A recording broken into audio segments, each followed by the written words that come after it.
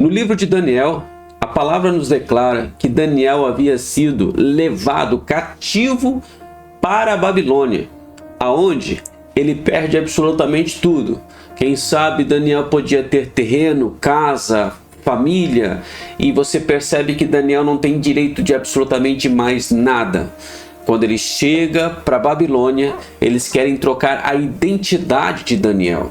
E por que isso é importante? Porque talvez conseguiram trocar até mesmo o penteado, a roupa, o nome até mesmo de Daniel. Ou seja, eles queriam moldar Daniel conforme os costumes, a vontade do rei e os costumes da Babilônia. Então era necessário que Daniel estivesse aceitando tudo aquilo quanto eles estavam determinando. E por isso que o chefe dos eunucos foi dado ordem que comesse também do manjar do rei. Eles tivessem como exemplo e semelhança aquilo que o rei come, eles comem.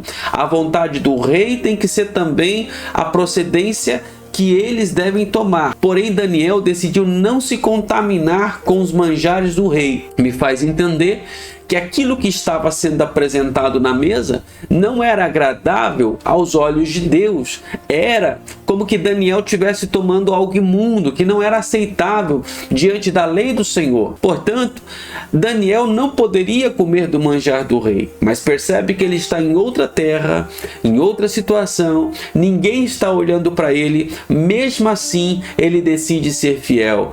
Ora, ele teria motivos de sobra para, quem sabe, blasfemar, dizer que Deus não pôde protegê-lo ou Deus o desamparou, e parar de se preocupar e prezar por princípios, prezar por aquilo que ele aprendeu do passado e deixar de lado para poder, afinal, era quem sabe um bom vinho, era quem sabe uma boa carne, era quem sabe uma excelente comida que eles estavam apresentando na vida do jovem. E ele, mesmo com pouca experiência, demonstrou que não é sobre ter experiências, mas é sobre a dedicação da fé e o sentimento, a entrega verdadeira para ter uma vida em fidelidade a Deus. Então, quando você está determinado, não é tanto sobre o que você é, mas o quanto você considera que Deus é na sua vida.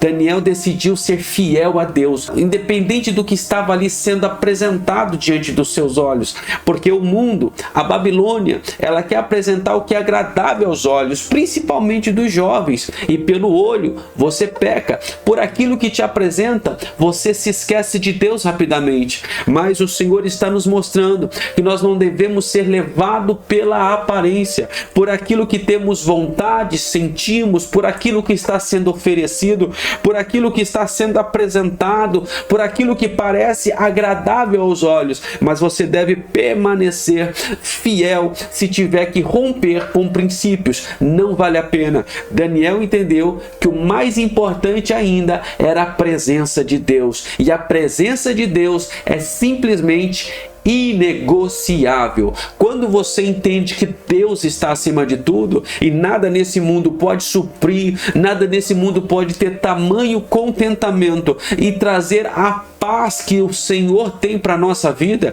você dá valor acima de todas as coisas à presença de Deus. Está disposto até mesmo a arriscar a sua própria vida, porque não vale a pena viver se não for no centro da vontade de Deus. Sem a presença, não vale a pena. O que Daniel estava fazendo? Ele estava arriscando a sua vida quando ele disse para o chefe dos eunucos: olha, troca minha comida, faz um teste em 10 dias, e se em 10 dias eu não estiver melhor que os demais que estão comendo o manjar do rei, então você pode me oferecer o que o rei está mandando, mas se eu estiver melhor, permita que eu continue nessa dieta, por assim dizer. E Daniel estava comendo legumes apenas, mas a palavra de Deus diz que o chefe dos eunucos acha graça aos olhos de Daniel, concede a sua petição, e depois de 10 dias percebe Daniel mais sadio, Daniel mais forte, mais robusto, mais gordo do que os demais, de forma que, mesmo sendo legumes, ele se apresentava melhor que os demais jovens, de forma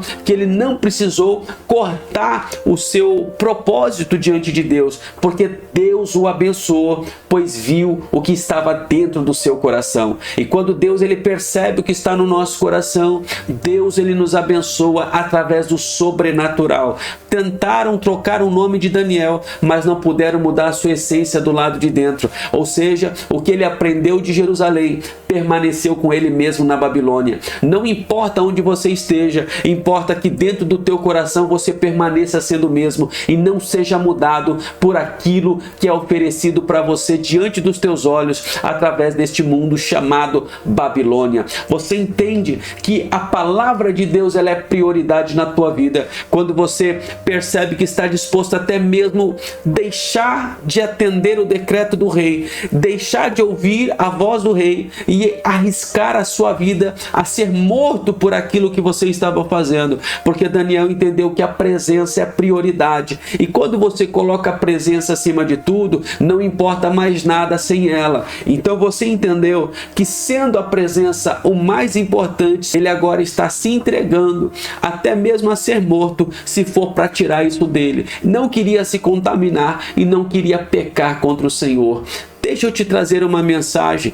Quando Daniel ele é jogado na cova do leão, a partir do capítulo 6, quando outro rei da Babilônia já estava reinando, você percebe que Daniel não podia parar de orar, porque 30 dias para Daniel é muito tempo. 30 dias para Daniel é tempo demais para quem quer permanecer fiel na presença do seu Deus. Então ele entendeu que se for para parar de orar, se for para aceitar manjar, não vale a pena viver. Se for para parar de orar, também não vale. Então ele estava arriscando a sua própria vida em prol de manter a sua comunicação com Deus e não perder a presença por nada deste mundo.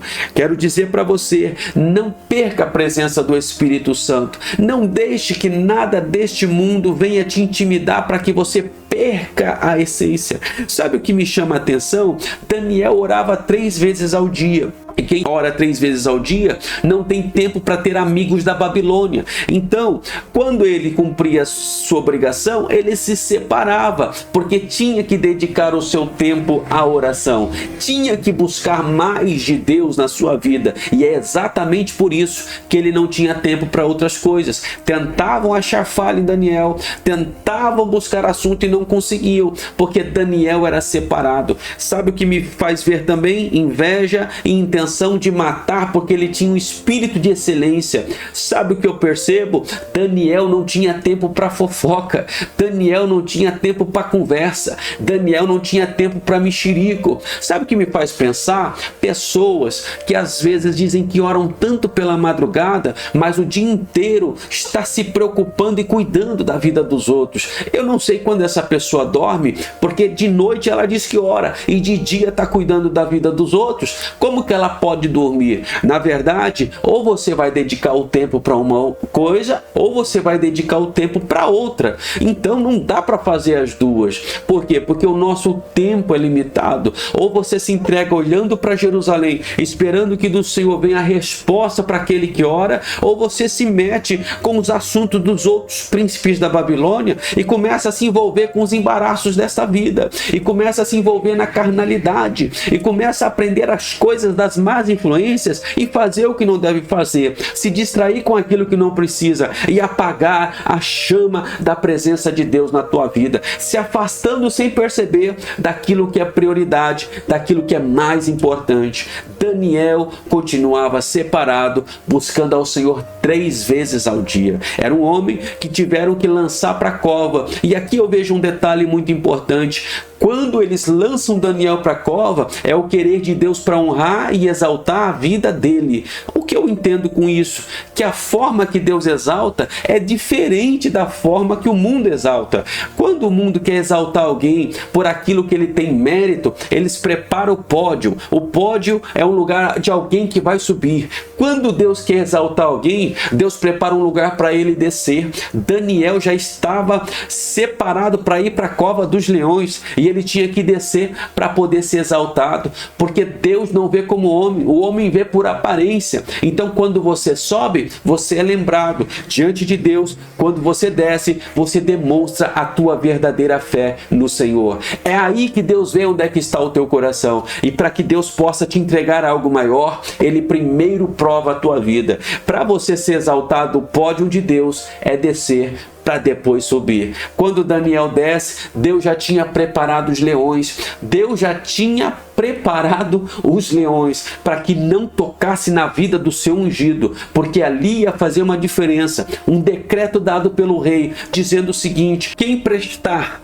oração, petição a qualquer outro Deus, outra pessoa que não seja o rei, será jogado na cova dos leões. Daniel continua orando, continua agradecendo a Deus, de janelas abertas olhando para Jerusalém. Não estava preocupado com a repercussão, mas não podia parar de orar.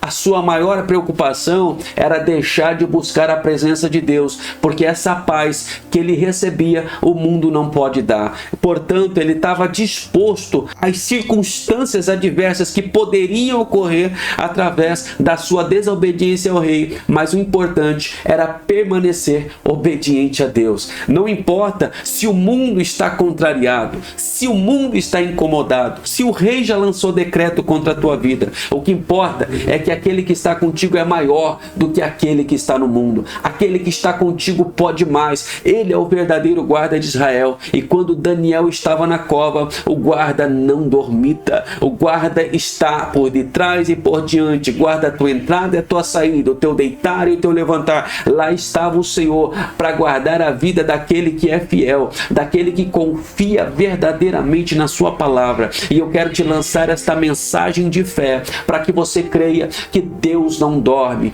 Deus está vendo a tua situação. Ainda que você foi lançado injustamente por causa de circunstâncias que você não entende, por ansiedade, por percas, por prejuízo, por portas fechadas, por doença, ou não sei qual que é a tua cova, mas de alguma forma o Senhor te contempla lá dentro e já preparou os leões para que não te matem, para que não possam te ferir. Pode até te jogar na cova, mas o Senhor ainda vai estar contigo para te trazer o livramento e um novo testemunho através de tudo isso. Eu quero que você entenda que Deus cumpre a sua vontade quando pela manhã o rei aparece e diz: Daniel, dar-se-á o Deus que tu continuamente serves, ele poderá ter livrado você. E Daniel então exclama: ó rei, vive para sempre, o meu Deus me livrou da boca do leão. O Senhor, ele é poderoso para livrar os seus. Deus guarda. E sabe o que Deus estava mostrando?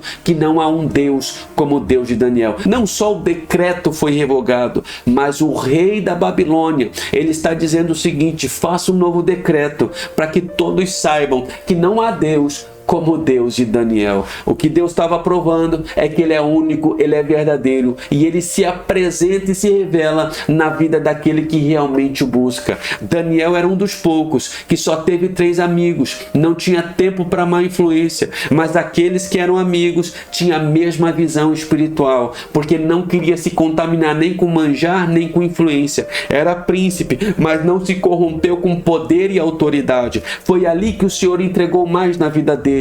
Foi ali que o Senhor o honrou e o levantou e o exaltou além dos demais, para provar que o Senhor é com ele e que o Senhor viu o propósito do seu coração. Por se separar a Deus, o Senhor decidiu honrar além do que os outros puderam ser honrados. Deus sabe como levantar na tua vida uma bandeira de vitória para apresentar o teu testemunho vivo diante daqueles que duvidam e daqueles que escarnecem da palavra que você tem crido. Que você possa confiar em Deus acima de todas as coisas, porque o Senhor te vê e o pódio de Deus já está preparado para a vida daquele que continua perseverante na sua palavra. Que você possa distribuir essa mensagem, alcançar mais vidas e compartilhar o amor de Deus, porque tem vidas que precisam valorizar mais a presença que carrega e não deixar que o inimigo venha apagar da sua mente a palavra que um dia foi escrita pelo próprio Deus. O Senhor hoje te chama para que você possa ser um semeador. Compartilhe, abençoe uma vida e obrigado por ter assistido até aqui. Deus te abençoe poderosamente em nome de Jesus.